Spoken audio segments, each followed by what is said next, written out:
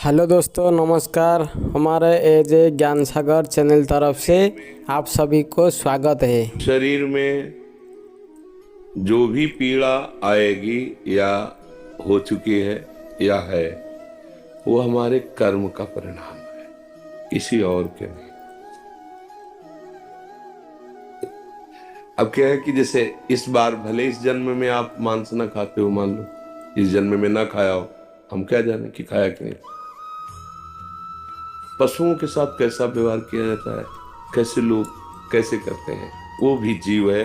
ठीक वैसे ही जैसे आप अपना शरीर, अपने को, कितना प्यारा शरीर है, आप अपना शरीर बचाना चाहते हैं, ऐसे हर जीव अपना शरीर बचाना चाहता है। आप देखो, चींटी के पीछे अंगुली ऐसे चल करते चलो, वो भयभीत होकर भागेगी, अपना प्रयास करेगी कि मैं बच जाऊं, शायद कोई मुझे कष्ट देना चाहता है। किसी भी जीव को देखो, अपने स्वाद के लिए पीछे के जन्मों से लेके इस जन्म तक क्या करते हैं, गड़ासा चलाते हैं, ठीक है? गर्दन काट दी, पैर काट दिए। और जब हमारे कटने का नंबर आया, एक मांडव्य ऋषि हुए, ऐसे हाथ उठा करके पैर के अंगूठे के बल मंत्र जाप कर रहे। ध्यान से सुनना। कुछ चोर लोग राजा के खजाने में सेंध लगा दी। अगर बचाव पक्ष जोर का होता है तो फिर चोर पक्ष भी जोर का होता है। अगर नए नए क्रम बचाने के निकलते हैं तो नए नए उनकी सोच उसमें चोरी करने की निकलती है। तो चोरी करके निकल ही रहती कि सैनिकों को पता चल गया, उनका पीछा किया। अब वो भागे, तो भाग करके देखा ऋषि का आश्रम, अगर इसमें छुप जाते हैं तो हमारा बचाव पक्ष हो जाएगा। चले गए अंदर, लताएं झोपड़ी सब, वहीं अपने स्वर्ण आदि जो चोरी की थी वहीं रख के चुपचाप बैठ गए। उनको पक्का लगा कि इसी आश्रम में गए होंगे, क्योंकि आगे गए नहीं। तो आश्रम में गए,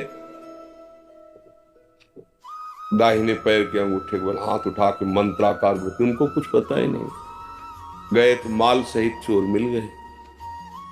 तो उनको लगा कि ये आश्रम में इसलिए आए, हमें लगता है इस महात्मा का ये सब नाटक है और ये इन चोरों का साथी है और ये चोरी करवाता है। बुद्धि बदली। बुरी दशा जब हम आनी होती है ना, तो पहले बुद्धि बदली जाती है। तो वैसे ही टांग ले गए उनको। ये भगवान श्री कृष्ण द्वैपायन व्यास देव जी के द्वारा महाभारत में लिखी कथा है। उठा ले गए, वैसे ध्यानस्थ वो समाधि में, 8-10 ऐसे सामने चोर, पीछे महात्मा है। राजा को प्रमाण सहित जब वस्तु सहित चोर मिल गए तो उन्होंने ये नहीं देखा कि महात्मा भी है, उन्होंने आदेश कर दिया इनको सूली की सजा। उस समय जैसे फांसी की सजा होती है, ऐसे सूली की सजा। एक भाले जैसा यंत्र, ऐसे नीचे से खंबे जैसा, ऊपर एकदम भाला जैसा, और बराबर की ऊंचाई में ले जाकर गुदा द्वार से ऐसे छोड़ दिया जाता था ऊपर से। तो वो जितनी घुस पाई, इसके बाद वो आदमी गुदा द्वार में सूली घुसी। अब वो तड़प रहा है, कितने घंटे वो या कितने दिन वो उसकी सामर्थ्य जाने, मरेगा वहीं कोई। बड़ी कष्टप्रद, गोली मार देना फांसी में तो मिनट 2 मिनट, लेकिन सूली की सजा बहुत ही कष्टप्रद। अब गुदा द्वार में इतनी घुसी है और रक्तस्राव हो रहा, धीरे धीरे वो मरेगा। दूसरे जब दंड वाले आते थे जिनको, तब वो उतारे जाते थे 1-2 दिन 3 दिन में ऐसे। जब वहां उतारने गए तो देखा वो पद्मासन लगाए बैठे मांडव ऋषि, और वो तो चोर थे, वो मर गए। उनको हटाया, भाग के गए राजा से, कोई अपराध बन गया। वो तो कोई सच्चे महात्मा थे जिनको हम पकड़, बोले महात्मा क्यों पकड़ के लाए? बोले महाराज हमको लगा कि वो आश्रम में थे।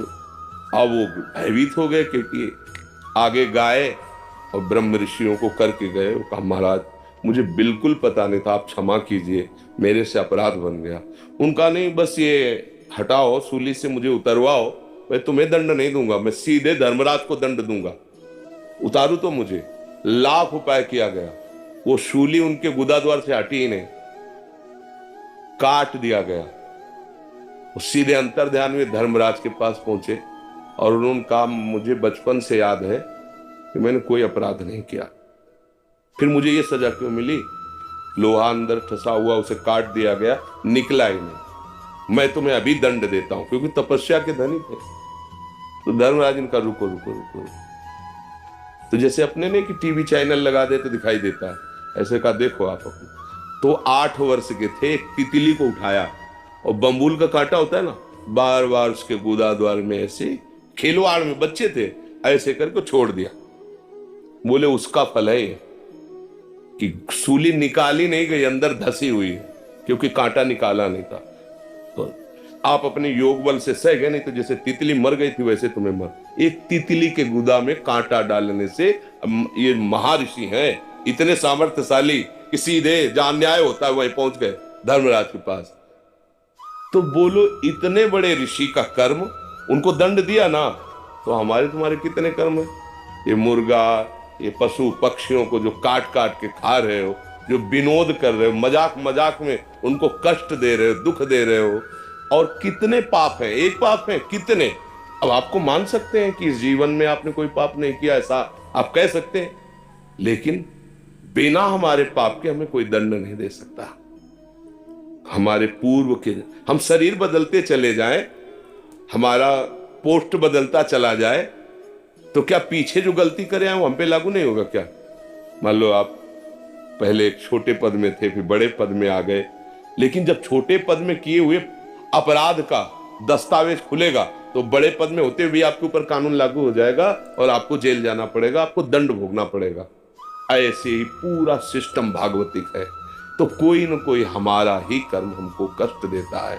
अब संभाल लो, नाम जप करो, कोई भी ऐसा आचरण मत करो। दूसरे को अगर दुख दोगे तो तुम चाहे जितने समर्थ बन लो, वो दुख इतना बलवान हो के आएगा कि ऐसी जगह तुम्हें रौंदेगा कि कोई सहायक नहीं मिलेगा। पक्का कोई सहायक नहीं मिलेगा। अगर आप दूसरों को सुख दोगे, नाम जप करोगे, माना थोड़ा गरीबी से जी लोगे, तो भगवान मिल जाएंगे, आनंदित हो जाओगे, सुखी हो जाओगे। अब ये बात सबकी समझ में नहीं आती। ऐसी हत्याएं करते हैं, जिंदा पशु को टांग दिया, नीचे से आग लगा रहे हैं। अब आप गाड़ी खरीद के लाए और रफ्तार से दौड़ा रहे हैं और लग गई आग, लाख है शीशा, अंदर घुन गए। ये है मालिक का हिसाब। ये वही है जिसने डंडे में बांध के आग के नीचे भूंजा था, उसने उसी के कमाए हुए धन से उसी में आग लगा के उसको भूंज दिया। वो निर्णायक झूठा नहीं है, वो निर्णायक बड़ा दयालु है। हमारे द्वारा जो कर्म होते हैं, अवश्य में भोक्तव्यम कृतम कर्म शुभाशुभम। इसीलिए हम सबसे हाथ जोड़ के कहते हैं, मत खाओ मांस भैया, मत खाओ। काहे को जीभ के स्वाद के लिए दूसरे को कष्ट दे रहे हो, और जब परिणाम आएगा तब। ये शराब पीना, मांस खाना, व्यभिचार करना, गंदे आचरण करना, ये तुम्हें कभी सुखी नहीं कर सकते हैं। जो हुआ उसको हमें मिटाना पड़ेगा। हमने लिखा है तो हम ही को मिटाना पड़ेगा, हमारे ही तो कर्म है। तो ये नाम जब जो है ये मिटा देगा, पीछे का भी, वर्तमान का भी, वो आगे जो होने की चूक हो जाए उसको भी संभाल देगा। भूत भविष्य वर्तमान तीनों को संभालने के सामर्थ भगवान के नाम में है। हम तो कहते राधा राधा जपो, और आपको जो प्रिय लगे वो अपना नाम जप करो। बस हमारी प्रार्थना है, हमारी बात मान लो, ये नशा बंद करो, ये मांस मदिरा, ये चीजें आपको कभी सुख नहीं मिल सकता। ये गंदा संस्कार बन गया, इसलिए लगता है चलो थोड़ा पी लेते हैं, थोड़ा खा। भैया आप सच्ची समझो, आप अपनी बुद्धि को गिराते चले जा रहे हो। जो गिर रहा है उसे पता नहीं चल रहा है, जो उठा हुआ देख रहा है कि गिर रहा है उसे पता चल रहा है। जैसे अंधा आदमी है ना, वो जा रहा है जिस मार्ग में, आगे वो दलदल में फंस जाएगा, वो लाख चिल्लाए तो उसकी समझ में नहीं आएगा। ऐसे हम लोग माया के द्वारा अंधे हो गए, गंदी आदतें, गंदे व्यसन, फिर जब परिणाम मिलता है तो भगवान को गाली देते हैं।